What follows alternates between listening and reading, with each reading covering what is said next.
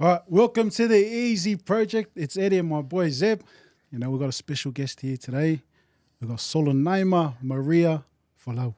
What's up? Tutaia, but yeah. Tutaia. I was going, Tutaia. No, We got one of the Okay, greats hey, in the hey. house. Let's go. No, you know, a bit of respect for Yeah, Easy, a bit of but you know. respect. Yeah. Who's We'll do that? Oh, yeah. I don't know who that is. Yeah, it's not about him, eh? Yeah. I know, it's about me today. Hey, welcome. No worries. Thanks for having me. How's things? Yeah, good. Good. I had a nice, peaceful drive here from Brisbane, and it's not often that I get an hour and a bit to myself. So yeah, I'm feeling good. I'm excited for this. I'm grateful, really grateful to Yeah. have you down. Obviously, we had Easy before, but, you know, we got the best one here. So we're excited to hear your story. 100%. Hey, Always, you know, we always say this at the start of our podcast. It's always real chilled, easy chats.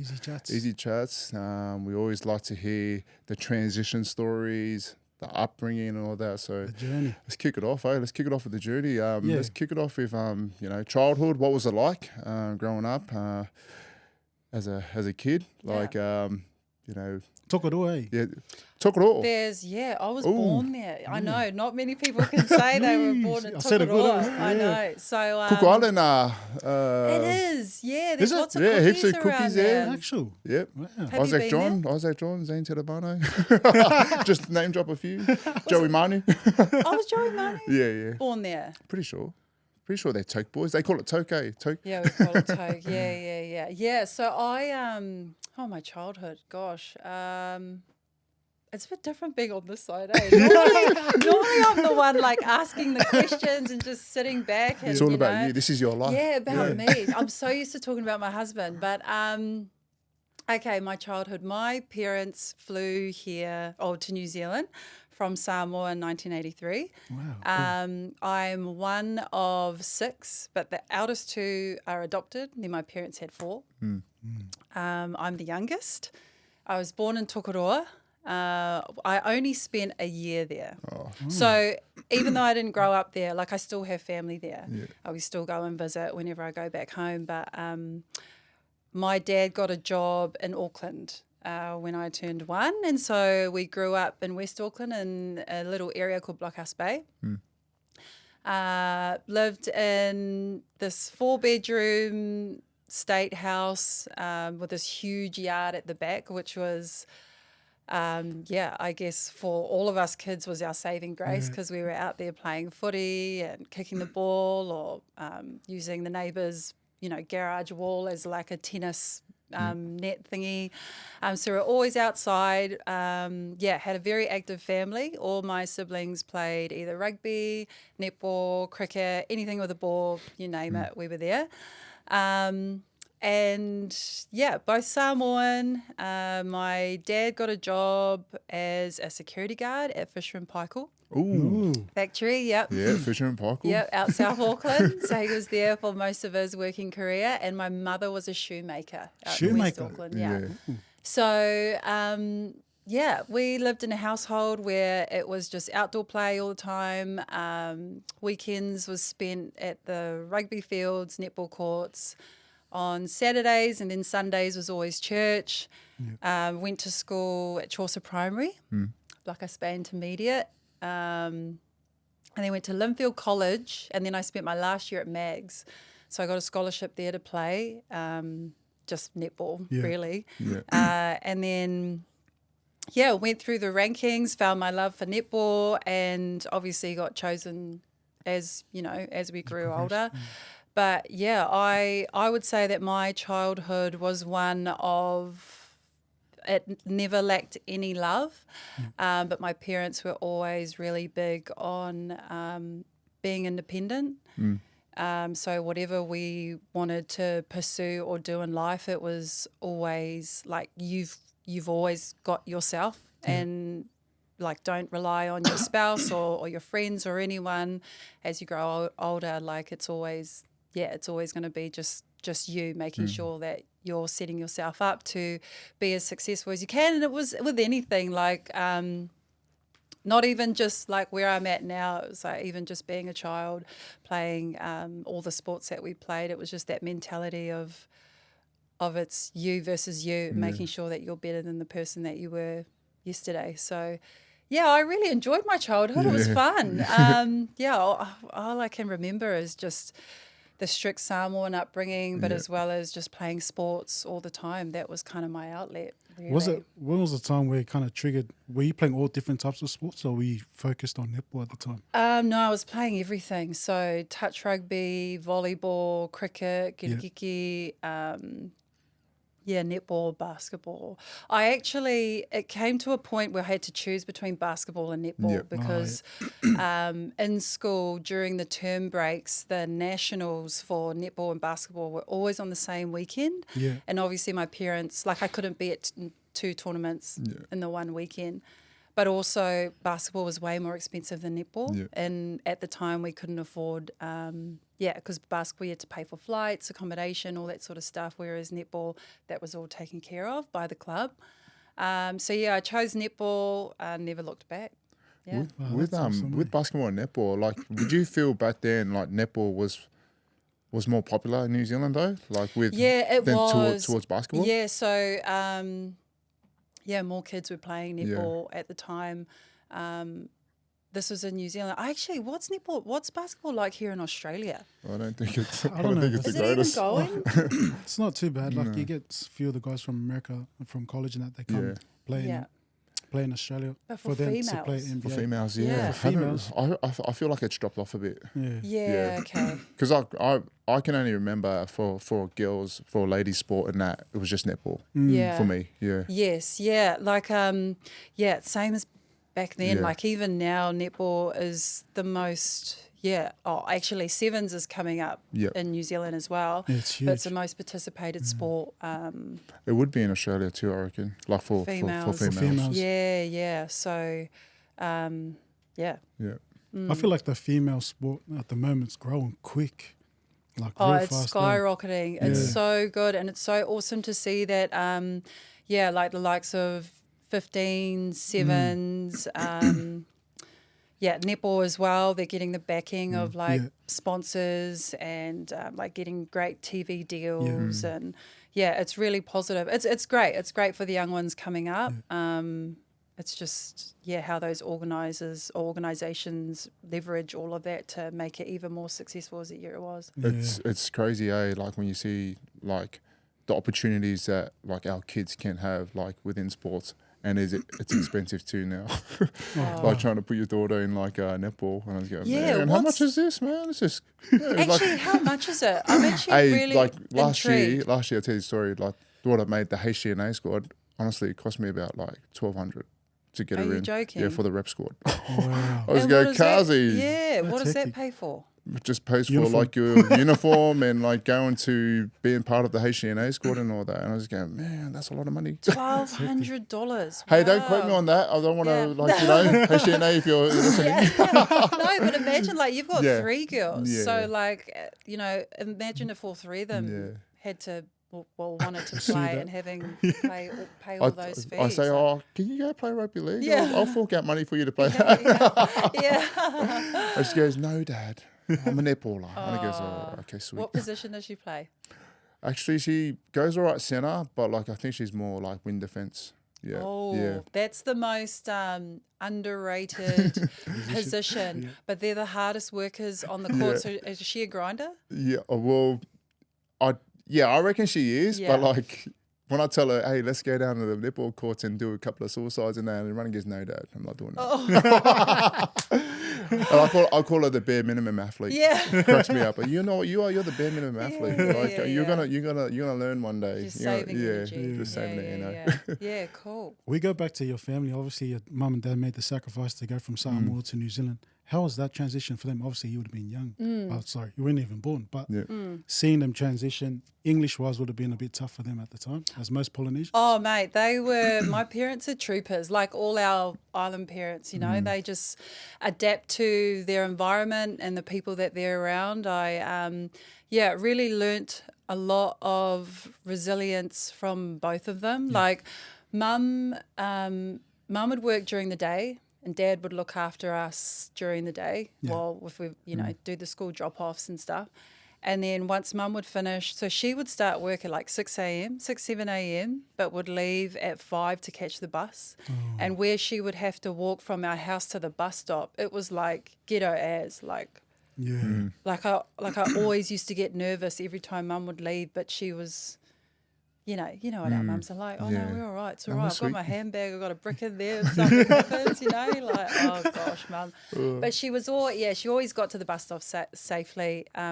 She would finish at like 4 o'clock. Yeah. Dad would pick us up from school. We would go pick up mum from work. Then Dad would drop us all off back home. Yeah. And then Dad would do the night shifts. And that was their thing for years. Like very rarely did you ever see my parents at home together. But because for them to be able to put food on the table, that was just the life that they had to live.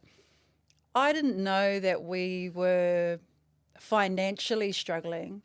But like I look back at it now, like I feel, I'm not going to cry. It always gets me emotional because, they were always so happy and they were always really, always made us feel like life was amazing. Yeah. And that's how I felt. Like I never knew that like we didn't have, we'd have flour and obviously water and eggs and make pancakes every day, breakfast, lunch and dinner and stuff. But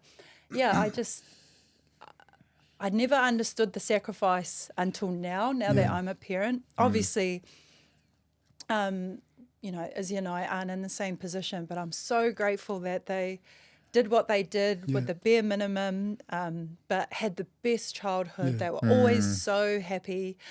We never knew any different. It was just a joyous time, but knowing that like my parents were probably thinking like, oh mate, how are we gonna like get the kids lunch for tomorrow or whatever? But there was always food. Like they always made ends meet. Like there was never a time where we went hungry ever. Amazing. So I think of resilience and I think of the tenacity that they both had is just it's been huge for me. Sure, that's like it's good values, when you think about like, we've all been through it, like seeing the struggles that like your parents and that go through, it makes you want to strive to do more in life. Absolutely. To chase your dreams and goals, knowing that I'm gonna be that one to help out the family when I'm older and that, you know what I mean? So I feel like that's where a lot of us Polynesians, we get that hunger and drive from because I want to help out our parents, Yeah, thanks for sharing that. That's awesome. And like it's like you said about our children, it's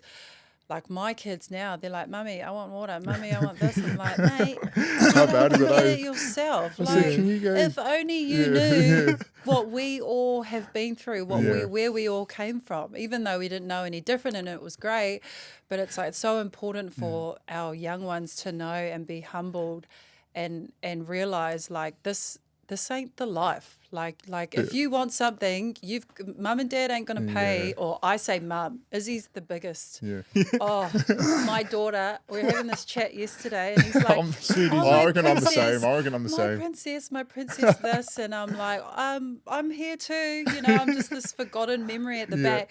But I look at her and I'm just like, oh gosh, she's going to be not my issue, but I just know Izzy will just do as fathers do anything for their children. Exactly. But it's like I need her to learn because at the moment she's like, Mummy, I want yogurt. Go get my yogurt. I'm like, nah, mate, go get your own yogurt. Like I'm not getting you anything. Like, it's one of those things. It's just teaching them. I have that same problem. I know what he's going through. Like I have that same problem with my youngest one, and my wife always gets angry at me. She goes, see, that's why she is like that.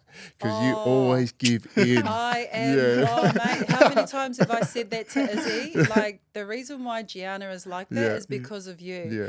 I parent them differently, and then he comes home and he just gives them whatever they want. And it's the easy parenting. Yeah. Easy Izzy, absolutely. All three of you are the same. We're all the same. The easy parenting. Yeah. Okay, what do you want? I guess, I want this. And he goes, oh, man. Okay, yeah. I know, don't tell your mum. Yeah, exactly. And then next minute, hey, Mum, Dad did this for me today. He goes, wow, are you serious? Yeah. And you can't stay angry at him. It's crazy. No, absolutely. Also, with mum and dad, you don't realise the sacrifice that they're making for you. Like they're struggling inside, but they won't even say nothing. they probably get angry at a lot of the stuff if you're doing something wrong. Like, "Please." Yeah. Oh man. But how funny is it, like, when you look today and then you can, like, think back to when you're a child and your dad's, like, telling you exactly the same thing, but you're doing what your dad was doing. Oh, yeah. Like, and I go, wow, it's come full circle here. Oh, and like, especially when the kids answer back at you, you're just like, I look at my, like, I went at it with my mother a lot growing up, and being the youngest, I saw all the bad things that my siblings did. So obviously I try to go the opposite way, but also I was spoiled as well. And so I would always think like, no, I can do whatever I want. Yeah. I'll answer back at mum and this and that. And I just feel so, now that I have kids, I feel so bad, like sick to my stomach. Like I say to my mum, I'm so sorry for all the bad things I said to you, for all the, you know, like just all of those things. Because now that I look at my kids, and my kids are great. Like, they're a fun time. They're toddlers, so they're kind of going through that curiosity, like trying to push the boundaries stage. But I'm just like, oh man, mum. I'm so sorry for the things that I did, you know, and we laugh about it now. But you're right. It's not until something happens, you're like, oh man, this is what my dad was telling me not to do. But I'm, you know, It's crazy. You go into the journey of playing netball. When did you fall in love with the game of netball and you wanted to pursue that dream of playing? Yeah, good question. Winding back the clock here. When did I fall in love with netball? I guess I was just always really good at it because I was the biggest in school. So it was easy for me. I was closer to the hoop. So, you know, it didn't really take much for me to put the ball in the hoop. And everyone was so much shorter than me. So, I just went from one team trialing for another team, which was harder than the other one as each year went on, and I was making all these teams, and I had she was a New Zealand under-21s coach. Her name's Tokoroa Keenan. She's everyone in netball knows who she is. But she was the coach at the time, and she said to me, we were at the Windmill Courts, which was the netball courts in Auckland where everyone played every weekend. And she said she was walking past the court that I was playing on. And she said, because our Linfield College uniform was like green and red and white, so we looked like Christmas trees. And I was so tall, like, you know, she said, all I saw was this big Christmas tree, just like bombing it from everywhere, like, you know, getting the ball through the hoop, and she didn't pass to anyone, and she didn't. And so she came over and said to me, come to Hamilton Courts. There's this, when you get selected for a New Zealand team, age groups, there's this national competition that happens in Hamilton, and that's kind of like all the selectors have watched you throughout the year. Then you get invited to like come and watch these guys play. And then they name the New Zealand under-21 squad. They name the New Zealand squad, the Silver Ferns, all the age groups. So she told me to come. And like me, mum and dad were like, didn't know what she was on about. We were free that weekend. We weren't even going to go. True. Wow. Anyways, we went, saw all my idols play, like, wow, this is so cool, never been to a live game. And then, they were naming the squad, and me, mum and dad were like, oh, we better get going because all the games are finished. I don't really want to stick around for this. And then they named the under-21 squad, and like, I'm just sitting in the crowd, like just watching all these people. And then they said my name. Mum and dad were like, all three of us were like, we looked at each other, like not really sure what had happened, whether they had said whether it was actually me, and there's no other Maria Tutaia in the stadium. So I stood up thinking like someone was going to tell me to sit down, like another person was going to stand up. Anyways, Tokoroa looked at me and said like, come, you need to come down. And I was like, oh my gosh, because I was still in high school. So I didn't know that I was being watched during the season. So from then on, how old was I? Like 15, 16. Wow. And then I made... Under 21s. Yeah. Wow. Yeah. That's crazy. And then I debuted for the Silver Ferns at 18. Yeah. Wow. That's crazy, eh? Like, you're still only a young kid and, like, you're just going, what's going on here? Like, seriously? 21s, bro. 21s, wow. Yeah. That's incredible. I wasn't the youngest. Yeah. Like, I know a few years after that, there was a girl who got selected at 13 for the New Zealand 13? 21s. Yeah. Yeah. So, yeah, there's just crazy talent back at Imagine home. if you didn't make that trip. I know. Yeah, absolutely. Like I like she didn't say anything. She was Yeah. like, "Oh, just come to this. Just come here this weekend with your mum and dad and stay for the whole thing." Yeah. And once the games are done, we were going to go, but yeah, ended up staying. That's so. amazing because, like, yeah. obviously, throughout your career, like, you play for the Silver Ferns. What you capped it at 150 games for them? Oh, it's nice to know that you know. Izzy had no idea. Oh, no. Honestly, he looks at on, me and I he's don't. like, 60. I'm like, oh my gosh. Sweet yeah. is That's it? sad. It's all right. We've only been married for like so many years, and you know nothing about my career. Do you know heaps about his career? Oh, I know. Well, I've had no choice to. Like, I've literally, since we got married, it's just been all about him, you know? yeah. So, I think he's got like 60 or 62 or something. He's got over 60, I know that. But he said that I had 60 caps. So it's like, oh, that was an insult. But yeah, 150. That's amazing. Eh? What's the highest? You were close. Surely you'd be up did there. you beat it? No, Irene. So she, for New Zealand, so I think there's only a handful of us that have played over 150. So myself, Laura, I think Casey, I'm not entirely sure. I know like Leslie Rumble, she was Leslie Nicole at the time, and Irene Van Dyke. I'm pretty sure those are the five. But there's, I think Irene, she, obviously maybe 160, 170, 180. Yeah, she would be the absolute pinnacle, That's amazing. That's Hall of Fame material right there. 100%. Well, you Hall of dominated, Famer. like you dominated the World Series, the Commonwealth Games, the World Championships, few golds here and there. Yeah. Man, that's pretty. That's impressive. team sport. Yeah. Yeah. Still, gold's a gold, eh? Gold's a gold. Yeah. It was actually really funny when, so I retired in 2019, but I was going to retire in 2015. So the World Cup before that in Sydney. So there's three of us. We call ourselves the Fossil. Myself, Casey, and Laura. And we're the oldest.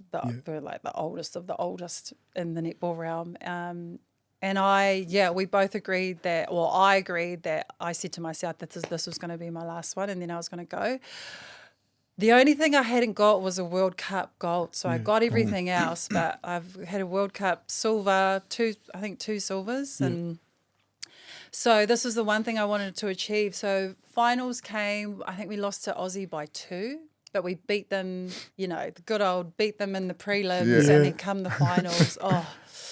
So once that final whistle went and we lost, we looked at each other and was like, is this how we're going to finish it? And we just said like, let's just move, like just go home, see what we need, because we were obviously we're at the end of, I would say I was at the end of my career, but I knew that I just needed to get that gold. Yeah. There was just one more. So I said, look, I'm going to carry on for the next one, which was in another 4 years. Wow. That's good. And I did. I held on for dear life. Like every year I was like, what am I doing? Why am I still here? I should have finished in 2015. Yeah. And then, come 2019, got the gold. And that was it. I was done. How old are you though? 2019. I was 32. Still young. I feel like 31, I feel like 32. I feel like that's your peak. Yeah. Around about that, but The knees, different the sport, knees, the different knees, different bro. sport though. Yeah. Oh, not the knees. It's like, bro. ankles? Ankles and like my mind. Like Yeah. my husband posted a post that year that divided the whole nation. Oh, damn it wasn't all. No, it wasn't all him. No, like I said, but really it was not. Shot, is it? I know. 60 caps, eh? Yeah. So funny. No, but like I said, in 2015, like I was, you come to a point, like I don't know how you guys felt when you retired, but halftime, no matter what the score was. So before each game, I'd always buy a caramel slice because like that was my thing after a game. Go to the hotel, home, have a cup of tea, caramel slice, that was it. And between those years, especially of I'd say like 2017, 18, 19, when winning or losing just did not matter. Yeah.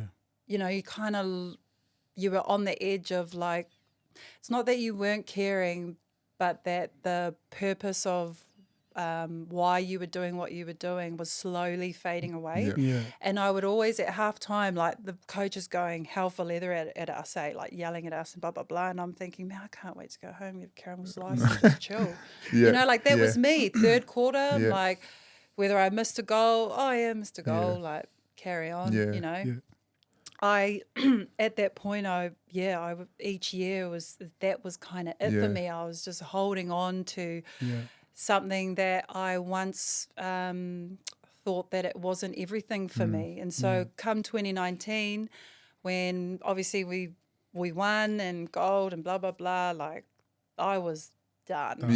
So I was so, even if Izzy didn't post that post, like I was done. So for me it was obviously all that stuff happened, but also I was just really ready to hang the boots up. And happily too. So what was your mindset leading into that 2019 season? Because I just reckon because I remember my last thing, I guess, I'm going to give it a real good crack this year. Was that the same mindset you had? Oh yeah, of course. Like there was never, obviously, like when you're going, especially in sports, you have to have that mindset. You can't, you're not able to carry on if you don't. But I just felt like, when like for me, when I train, I always think about what my opposition is doing. So if she's doing 4 sets, I'm going to do 5, vice versa. You know, you just keep going. You know, try and empty the tank as much as you can, and you know, like you can keep going. For me, I knew I could keep going, but I didn't, and I was okay with that. And that was an issue for me because I never, like if I'm going to complete something, I need to complete it to the fullest. And if I didn't, it would just eat away inside of me like all day.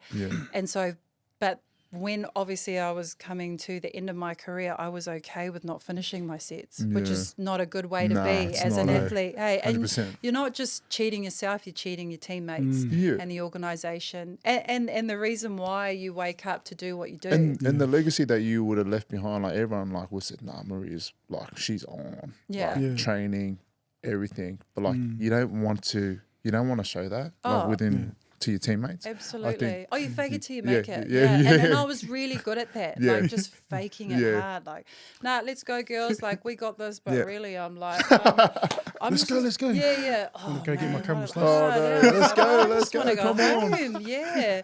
But that was my mentality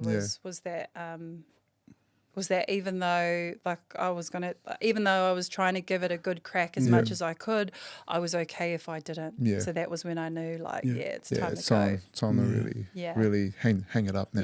Yeah. So you spoke about mum and dad obviously brought you guys up in church. You have a journey of your faith and what you're going through. Was your faith strong at the time before you met Izzy? No, not at all. No, and that's why I just love how Jesus works. Hey, I feel like I understand everybody has their own beliefs and their source of God or whatever they believe in, but I just know God is always at a hand on me. I look at my life and I just think, man, I don't deserve any of this. I don't deserve. I know I sit here and give stick to Izzy, but man, I'm so thankful that I married him. Hey, not only has he brought me closer to Christ, and he never forced me. It was just him being an example for me. Because, being in the sporting realm, you see all sorts of different characters, great ones, bad ones, influences, some aren't. But, I look at Izzy and I just think, man, I'm not just as a husband, but as a father, as the way he is as a son to his parents, the way he is as a brother to his siblings. Like, I just feel like God is always taking care of me in that respect of giving me a life partner that I feel like I'm undeserving of. But I know that God is always gracious. He's always merciful. and he will never forsake his own. Yeah. So I'm so thankful that not just, having Izzy, my children, my parents, my family, the life that I've lived, it's been so abundant, but also it's been challenging as well. And yeah, I in terms of all the experiences I've had, it's just shaped me and molded me into the person that I am today, which I'm not saying like, oh, I'm this amazing, woman of faith or blah, blah, blah. Like I have a lot of struggles and I have a lot of flaws, but I know my source of peace and power is God. So I'm very thankful for that. Yeah, that's awesome. And obviously we always crack up about the post and that, but it's like you were at that time where you were playing, and obviously when we spoke to Izzy about, what he went through with the post that he got, he felt like you had it harder than he went through at the time. How was that journey? Yeah, it was, bro. It was tough. Oh man, it was not easy. Like I said it in the last potty.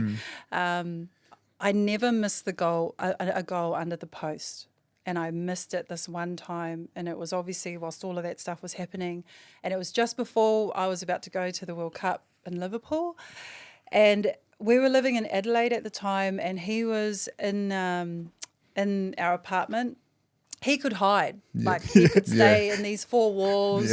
I still had to show up at training, perform on TV, play in front of thousands of people, heckling me, booing me, yelling, "You're a homophobe, you're horrible, you're gross, you're all these things." Every time I missed like a goal, they'd be clapping, laughing, cheering. I'd run out, boo, boo, boo. So yeah, it was constant. But like I missed this one goal, and it was a draw. So if I'd got it in, we would have won. Yeah. But we didn't. I missed it, and oh man, that ripped my undies big time. Like that was out of all the misses of all the goals that I've had in my career, it was that one, because I wanted to show the world that even though I was going through what I was going through with Izzy and everything, I could still withstand it all. Yeah. And when I missed it, I felt like, damn, I'm giving them something more to write about, and people were happy. Like even some of the Thunderbirds, the team that I was playing for, some of the Thunderbird supporters were happy that I missed. And so I went home and oh man, it was like 60 I was going 100. Like I wanted to get to Izzy. I was so angry at him, even though he didn't play the game. Yeah. So I get there and he's like smashing a bucket of KFC, and I walk in and I'm like, mate, what is this? Like, why did you have to do this now? Like, I've got a World Cup to play. Couldn't you have posted this like after? Like, it was. We laugh about it now. Like I was going hundies at him, but there's those situations where, obviously, then I had to play the World Cup. It was the same thing. Like I remember we played the semi-final against England, and everyone, all the Casey Corporal, Laura Lamer, happy, and then Maria Folau, and the whole crowd just roared like, boo, boo, boo. Like it was hardcore. And Casey, I remember, she didn't give the bird, but she was going like this. But you could see her other fingers were about to come down, and I was like, don't do the bird. Like it's all good. Like don't worry, I got this. And then, we won that game, I think by a couple of points. But it was hard. Yeah, it was definitely Did you, hard. During that tough time, did you have to support through like with your teammates in particular? And so Nolene Tokoroa, she still is the coach. When all of it happened, this was like 2 camps before it.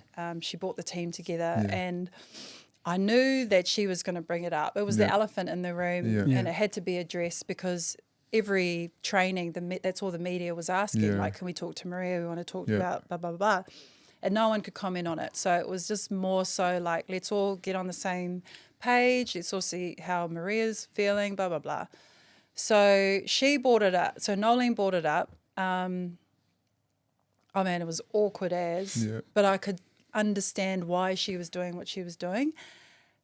She explained she had a similar situation with her father, her late father who's passed away, that he was someone who stood up for something with like Māori land and all that. So I'm sorry, Nolene, I'm doing you no justice here. But she remembers as a kid that when her dad would get up and speak, and he was quite, I think, controversial or just disagreed with the majority, that she would think, oh gosh, like, Dad, why are you saying these things? Like, blah, blah, blah. So she turned it around to my situation and was like, you know, yes, she probably, I don't know whether she agreed or disagreed with her dad, but she loved her dad and that was her dad. And for me, it was the same thing. Like, I'm Izzy's wife, like regardless of what he stands for or what he believes. And I believed in the same thing. My faith wasn't as strong as it is, or wasn't as strong back then as it is now. But he's my husband and I'm going to stand by him no matter what.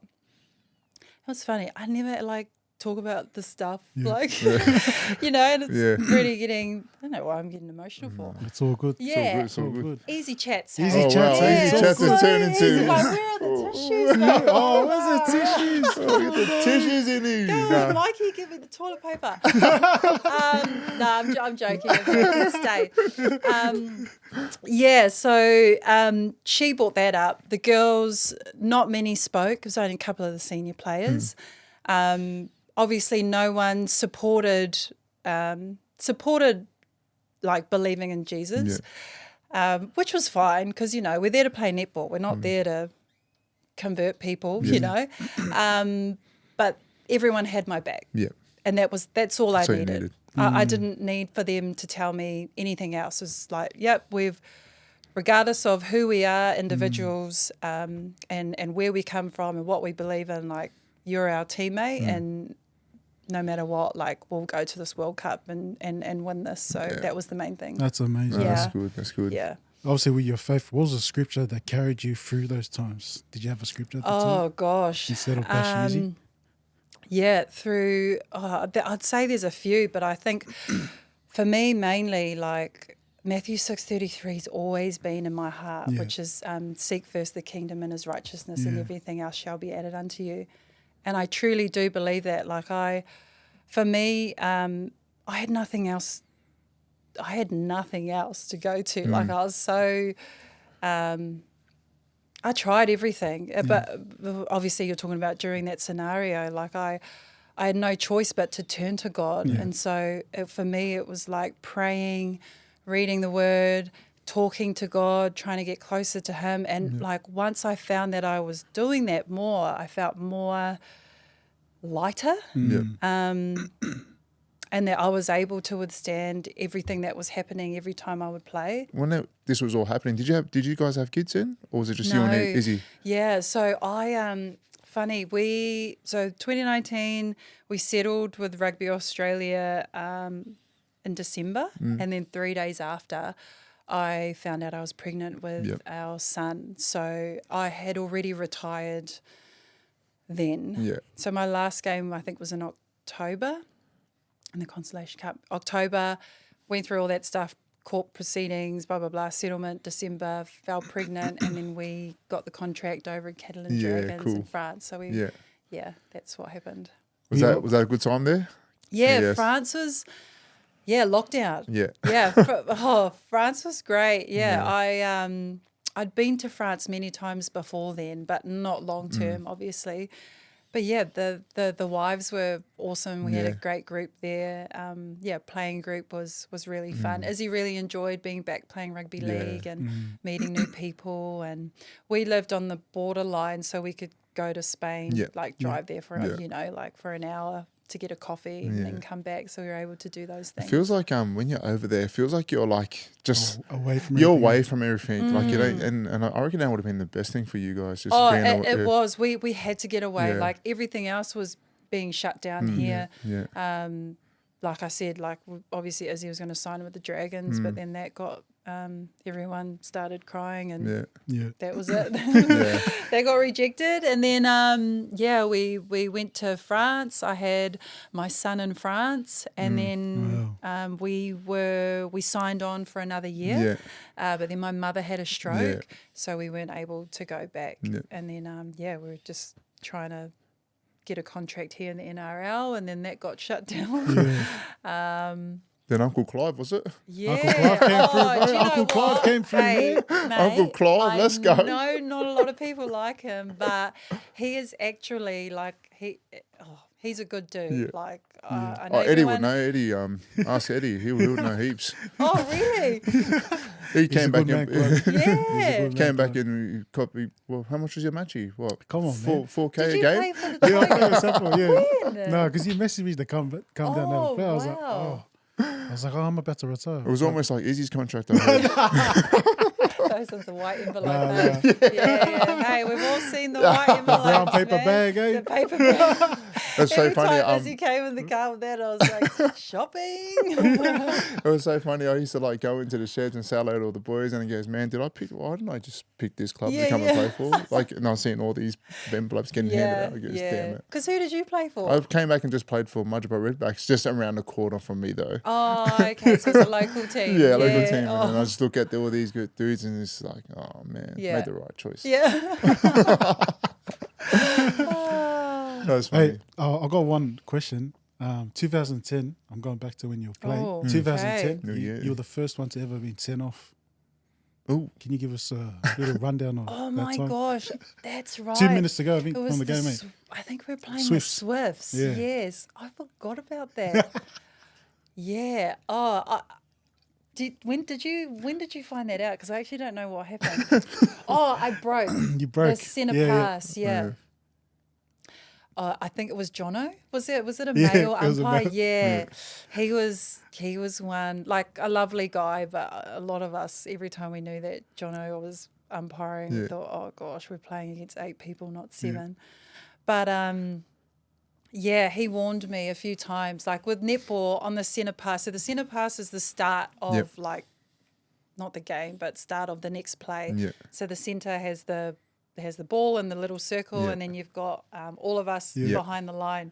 And if you break it, so when the whistle goes, but if you break it before the whistle goes, so if you step over the line before the whistle goes, then that's breaking. You're not allowed to do that. Yeah. So I think during the game he gave me like 2 warnings, and then one yeah. more you'll be sent off.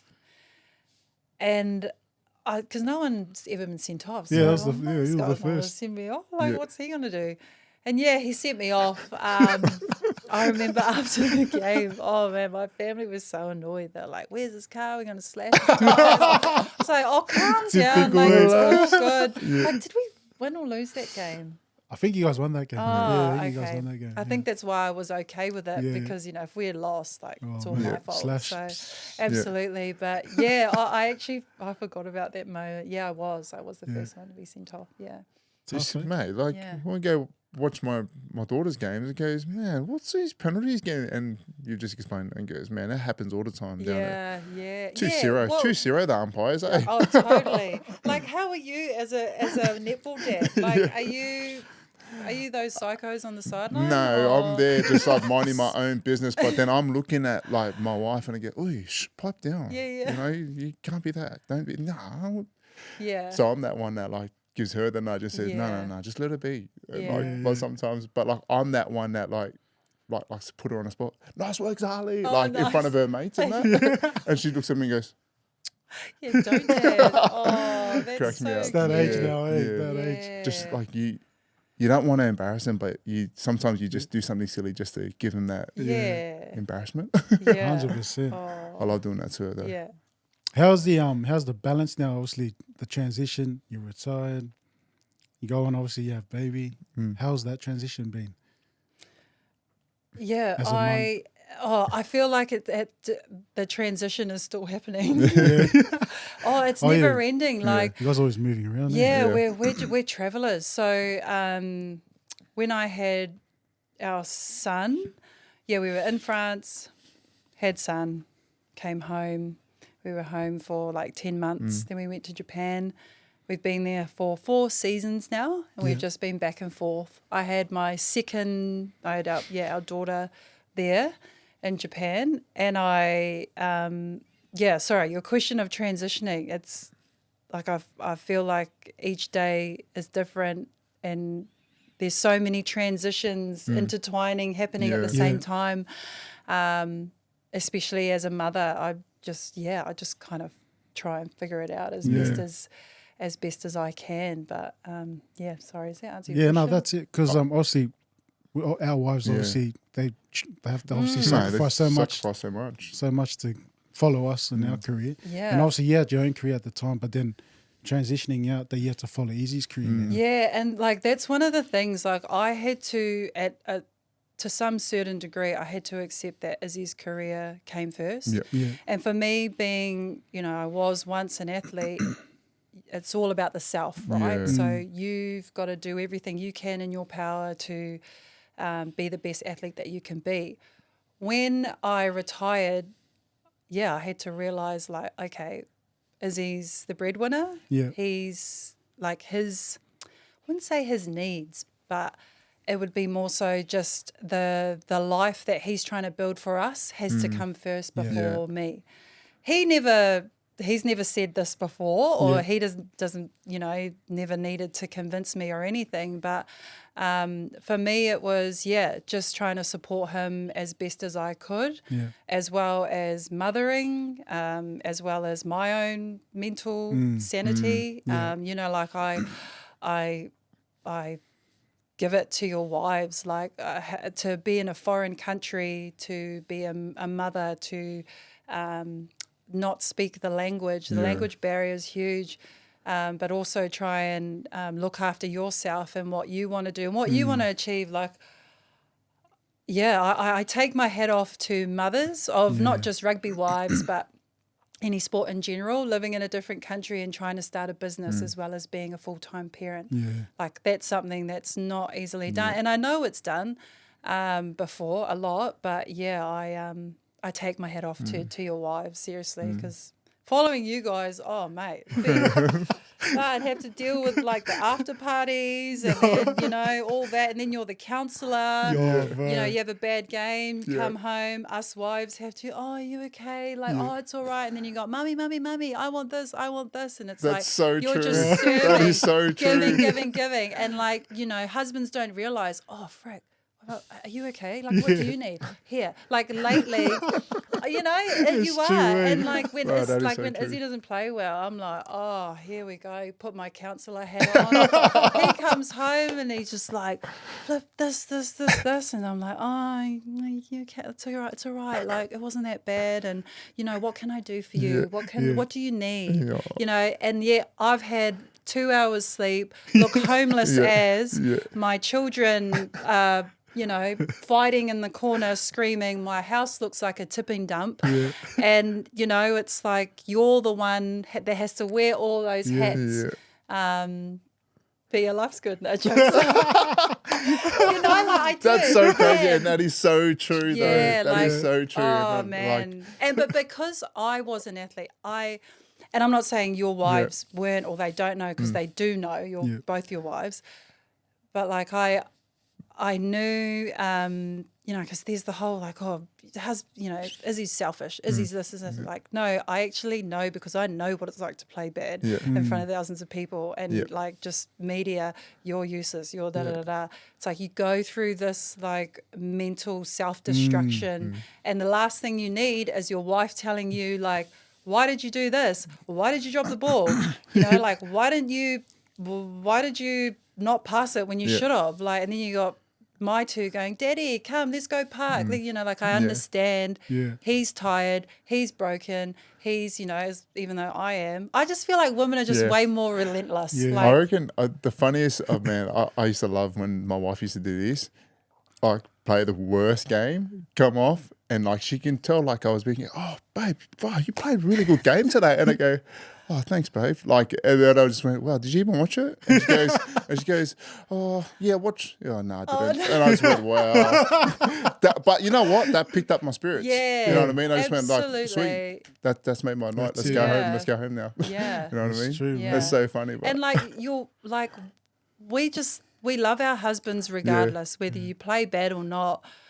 Like, you just understand the sacrifice. Like you and your wives would have been through everything, and knowing that, like at the end of the day, you're just not just a footy player, but you've You've just a game. Yeah, it's just a game. Yeah, it's but just a game. yeah, I feel like as mums or wives, you just have all these different hats that you just take off. Next one, counsellor, chef, like accountant or like whatever. Like it's just on all booking the the time. trips. Oh, Yeah. did you sort out that? Yes, Izzy, I did. Yeah, you know what I mean? no, booking trips.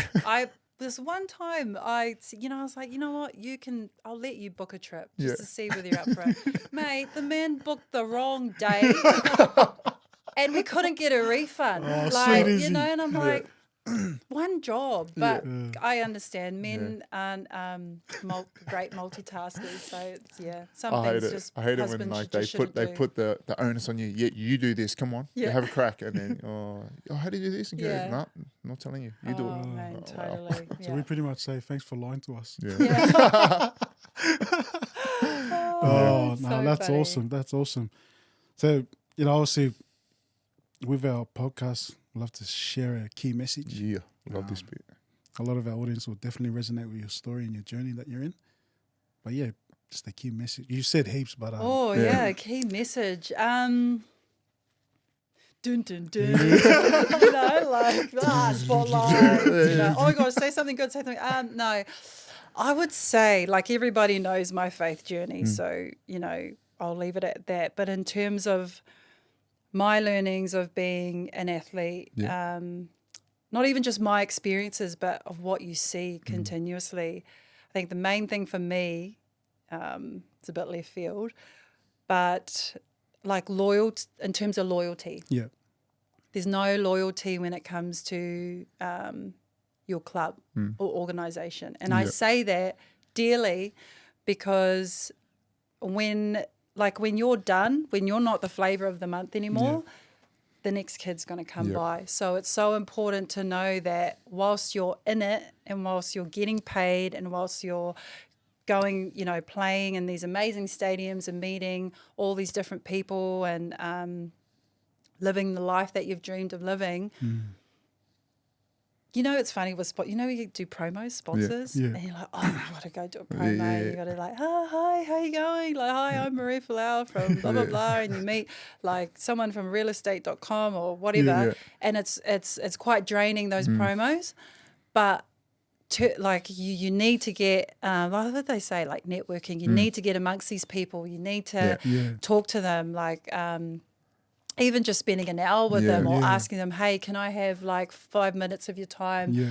Just learn and grow and like, get amongst all those conversations, because once all is said and done, once the club is done with you, then they move on to the next player. And like, obviously it's a business. So knowing that the club doesn't owe you anything, they've fulfilled their part of the contract and you have done for them, but also that you don't owe the club anything as well. Yeah. So knowing that like whilst you're playing and whilst you're earning great money, like really start to leverage these relationships and meet new people and learn off as many different companies or organizations or be open, learn and grow. I feel like so many times you meet ex-athletes and you see them like digging or construction, and there's nothing wrong with that. If that's what they want to do, that's what they want to do. But let's be honest, no one wants to be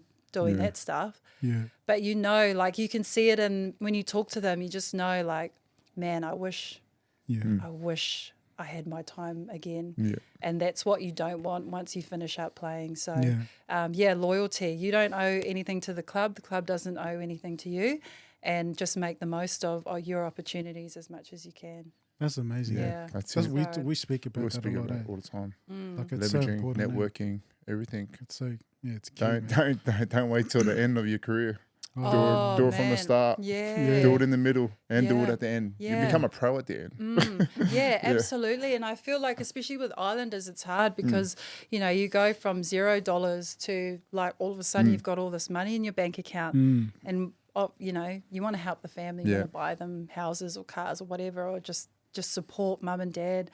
But you've also I've only just started to learn. I know I'm like 6 years out from retirement and now that my kids are older, I'm able to have time for myself to do what I want to do.